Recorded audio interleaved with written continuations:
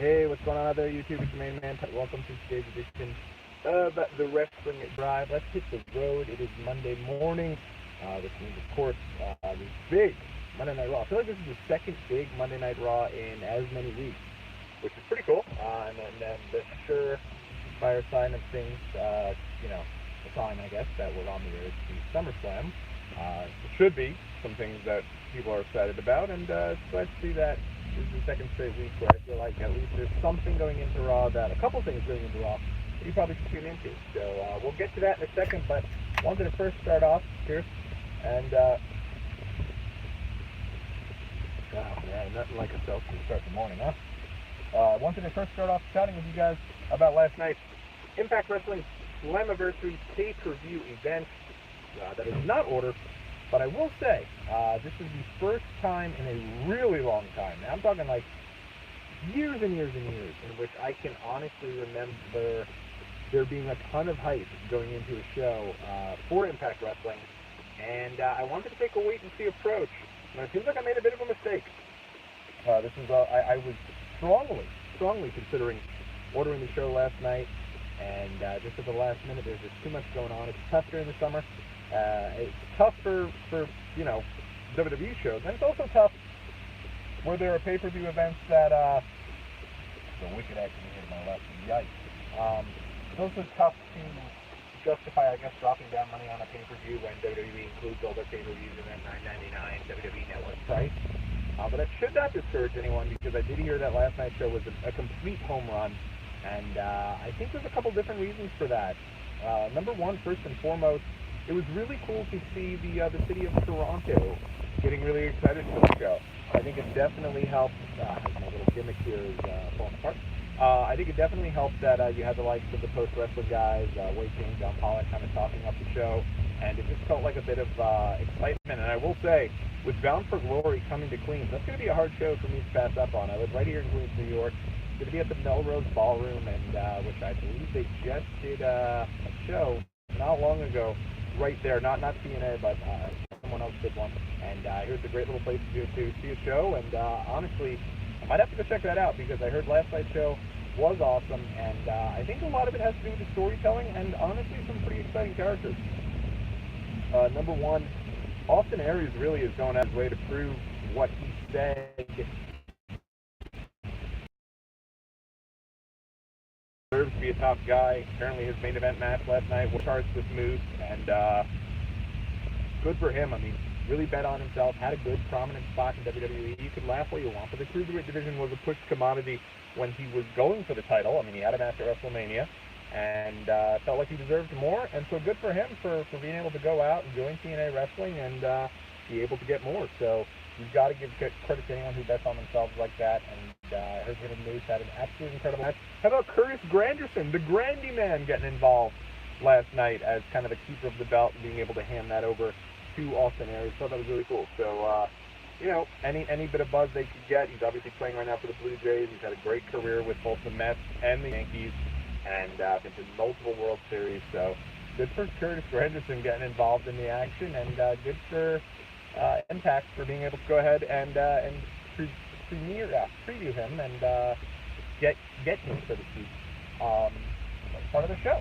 So another big thing to kind of look into is I thought that Pentagon and Sami Callihan, these guys had an absolute incredible match from what I hear. Heard it was bloody as all hell, heard it was completely insane, and if you think about it, that's, a lot of people say, oh, there's no room for stuff like that in wrestling anymore, but there really is. There's a big portion of people who hear, oh, wow, there's a lot of blood, there's a lot of violence for the sake of violence, so to speak, and they'll tune in and watch that, and that's something that right now WWE really isn't providing. They had Extreme Rules just last week. Can you tell me one big spot that you could remember that was a devastating spot or looked super violent or anything like that? You're not getting that with WWE, so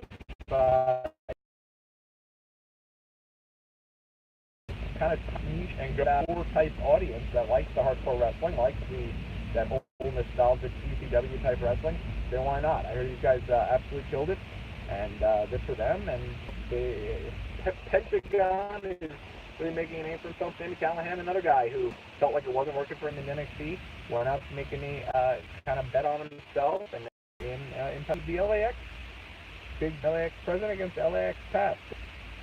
Throughout, from wrestling fans all over my timeline, chatting with you guys on Twitter.com, and if you build up a story long enough like that, and you bring new exciting characters there, you have the Eddie Kingston crew going up against the Cohen's crew. It's really exciting stuff, and they've done really good. The video package promoting that show really kind of tapped in there and got me excited for it. And one of the main things, honestly, that match there was something I was really looking forward to, and I'm looking forward to seeing those guys when I go to Progress Wrestling right here in Queens at La Boom on August the 7th. So that's something I'm looking forward to, and I expect to see kind of continuing throughout. Also on the show, it seems like Brian Cage captured the X Division Championship with his win over Matt Sydal. This is a really, really good idea. Brian Cage is a guy who's picked up a ton of steam in the last year or two, and it makes sense for Impact to get behind this guy. He looks like an absolute $1 million, and good for him to get himself the X Division Championship, and could maybe kind of do what Samoa Joe did for that division back in the day, that it doesn't necessarily have to be your smaller guys. It could be those guys that go in there and just have killer matches, and Brian Cage has been doing that for quite some time, so good for him. I heard that Tessa Blanchard and Allie had an unbelievable women's match.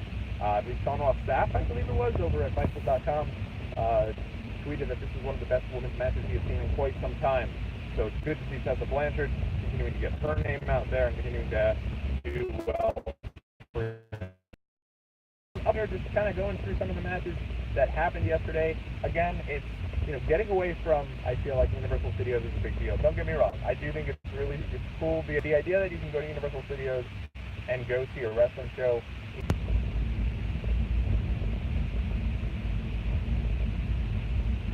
All right, sorry guys, looks like we lost a little bit of service there, but again, getting away from Universal Studios. When you go to Universal Studios and you see it as one of the premier attractions in Impact Wrestling, it's cool, don't get me wrong. I'm a theme park junkie, for theme park junkies and wrestling fans like myself, who love both avenues quite a bit, it's fun to kind of see that there, but at the same time, it kind of just feels like the Food and Wine Festival over at Epcot. You don't want your wrestling show to feel like the Food and Wine Festival at Epcot. You want it to feel like a premier event that people want to go to. So I think getting out of the Impact Zone, specifically when it comes to the big pay-per-views, is really big. And continuing to build and just continuing to develop and continuing to expand on big stories. Another one I didn't mention is the Eddie Edwards-Tommy Dreamer feud that paid off last night. That one's been going on. I feel like that one's been going on since, before this new regime even came in. So good for Impact. Is it something where, I want to maybe throw down my money the next time? I'll tell you, it's going to be hard again for me in October to bail on Bound for Glory when it's right here in my backyard. So, we'll sending a SmackDown taping over at the Nassau Coliseum and hearing the crowd chanting for TNA. So, who knows with Impact? Who knows if last night was the start of something super big, but it certainly felt exciting, and it felt different to go online and see so many people. Slam 16 was trending all night long over on Twitter, and so that's cool to see. There's nothing wrong with an alternative, and again, if they could appeal to a niche market that WWE right now is not satisfying, then why the heck not? And of course, the big thing everyone was joking around about, but probably not really joking around about, is the fact that, hey, at least at Impact, their champion shows up, and that's one of the big things, kind of the heel heat kind of generating, or the heat generating towards Brock Lesnar, that he hasn't really been on the show in quite some time. It's the greatest Royal Rumble, and now that's been months ago. So that's something that, hey, if their champ is showing up and WWE isn't, why not make mention of it? Our champ will be here every single week. Our champ will be here having great matches, and it can only be a good thing from there to be something that WWE is, again, not providing. So good for Impact. I guess we'll see where it goes from here, and you'll see kind of where to go from there. So, at any event, tonight, WWE Monday Night Raw show again, where I feel like 8 o'clock comes around, 8 o'clock Eastern time comes around, you got to be sitting in front of your television, getting ready to kind of watch everything unfold, and that's the best that WWE can ask for right now and provide right now is a reason for you to be sitting in front of your television set at 8 o'clock. They did it last week. They delivered with the Paul Heyman promo, at least I thought so, building up that this was like, hey, Brock Lesnar was going to need to show up, and Either he was going to give a time so you knew you were going to get a Universal Championship at some point, or they were going to strip Brock of the belt. And believe it or not, I think a big portion of why people were super stoked last week was because of the idea that maybe Kurt was going to strip Brock of the title. And tonight, obviously, the big news, Stephanie McMahon's historic announcement. On top of that, you're also, going in what the main event is going to be. It's going to be either Roman Reigns and Bobby Lashley. And I think that should close the show. Hopefully it does close the show. I do think that either it'll close the show or it'll start the show. I think Bobby Lashley and Roman Reigns. Obviously the rematch from Extreme Rules. Winner goes on to face Brock Lesnar at SummerSlam. I guess we'll start there before getting into Stephanie's historic announcement, just because I think Stephanie's announcement is a little bit more of something to kind of chew into and chomp into a little bit. I think with Bobby Lashley and Roman Reigns, these guys are. I have a hard time believing they're going to have Bobby Lashley come right in and beat Roman Reigns twice in a row. I think that Bobby beat him straight up the last time around, so it just kind of makes sense for Roman to get his win back. Again, though, I have such a hard time believing that after they saw the reaction to Roman Reigns and Brock Lesnar at WrestleMania, at their biggest show, at a show where you're not getting a lot of that smart audience, you're getting a lot of folks who are just happy to be at WrestleMania and happy to be, doing wrestling and coming to go see the big show, and they're there more for the spectacle than they are necessarily the wrestling matches. And those guys booed Roman and Brock out of the building. So to come back with that now in Brooklyn, where it's Smart Fan Wrestling Central, and this is the Smart Fan Wrestling Weekend and the Smart Fan Wrestling Show, everyone's going to be going to NXT TakeOver, which is going to just be off the charts the night before. People are going to be really stoked for that. So, you're going to have people booing it out of the building, without question. I think there's even a chance that this ends the show, and it's Brock versus Roman. There might be people who literally leave and try to beat the traffic as they were chanting at one of the other shows where they main evented Brock and Roman. So it'll be interesting to see if that's the way they decide to go. If they go with Brock and Lashley, at least it is something a little bit different. I don't know if the Brooklyn crowd's going to accept that as the main event, but at least it's something different, and it's something away from Roman and Brock, which I feel like at this point, even though they have the unfinished business based on the kind of controversial storyline of them both, of Roman clearly landing on the ground first in the cage match, they could still kind of go back, even though that's unfinished business. If they get away from that, which I do think it's kind of the goose is roasted, so to speak, when it comes to that feud. Going with Lashley and Lesnar, even if the crowd turns on it, at least again, it's something different, and it does seem like the crowd is at least being a little more accepting of Bobby Lashley than certainly I thought they were going to be. Lashley was one of the most boring characters in WWE history when he was there, so it's good to see that he's kind of reinvented himself. I heard good things about him in TNA back when it was TNA. And so to see him doing his thing in WWE now is good. So, again, I can't see Bobby Lashley beating Roman Reigns twice. So I'm thinking either Roman gets his win back, or I'm thinking they kind of have some sort of schmoz finish, and they end up making it a triple threat match. I hope they don't do that. We just had, at last year's SummerSlam, a four-way for the Universal Championship. So let's have about something different. I think a big one-on-one match means more. I think that you can put it up on the marquee right in the center. Brock Lesnar, Bobby Lashley, Brock Lesnar, Roman Reigns, whatever your main event is with, go with it. And, maybe then build off the anticipation that Braun's kind of lurking in the shadows there. So we'll see how that goes. But I would be stunned if Bobby Lashley gets a clean. All right, Stephanie McMahon's historic announcement tonight. Now there's a lot of rumors swirling, a lot of people who think that, think what this historic announcement could be, and I think they're right, and I think that is that there's going to be an all-women's pay-per-view. Normally, if Stephanie McMahon is doing something historic, it has to do with the women's revolution. So I expect that she's going to show up on the show tonight, announce that there will be a women's tournament, maybe that there'll be a women's tag team titles as well. Personally speaking, I would prefer them to do kind of like a Intercontinental type title for the women if they want to do an extra title or something like that. I don't know that that'll be something, but that they want to do it just because there's not enough women to have a tag division. But obviously the rumors of women's tag titles have been around for a while, and with Stephanie McMahon, usually when it says something historic, it's usually to do with the women's revolution, and there's nothing wrong with that. But what I will say is, then I do think it's time to get Stephanie off television entirely as a heel character. It doesn't make sense to see her being completely diabolical when it comes to going against Ronda Rousey, who, if she's leading the women's revolution, she, in essence, should love Ronda Rousey, and she should be super into Ronda Rousey. But instead, she's showing up as a heel on television, and, Kurt is basically announcing that the authority wants to make Ronda Rousey their bitch. So it doesn't make any sense as to why now we're supposed to accept that Stephanie McMahon's coming on television.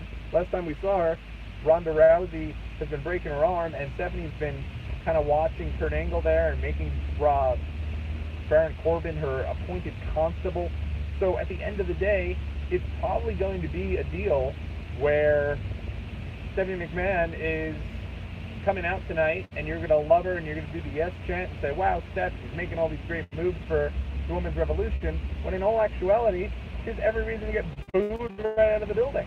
I think that if this is going to be something where she's going to be the face of the women's revolution as she has been this whole time, then get her off television as a heel, because even though she's great in that role, it just kind of makes things really confusing to the casual viewer who may or may not know that this is all just one big show and Stephanie McMahon's a character, and the next time around it's supposed to lead to executives.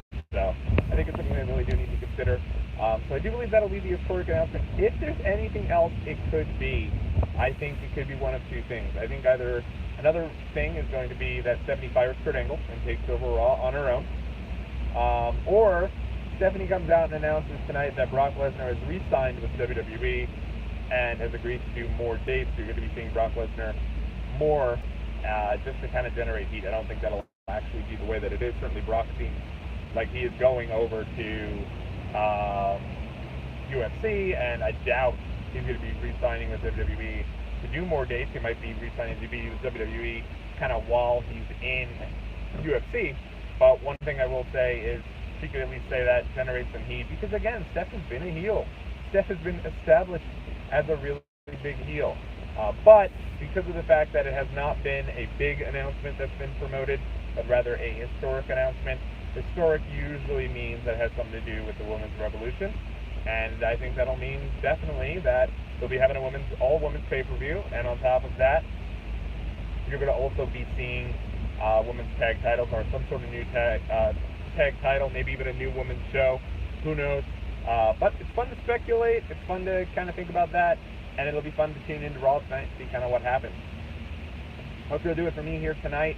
Let me know if you guys like these types of live videos, and I'll try to do them more and more as we hit the road and talk with you guys live every morning, or at least close to every morning.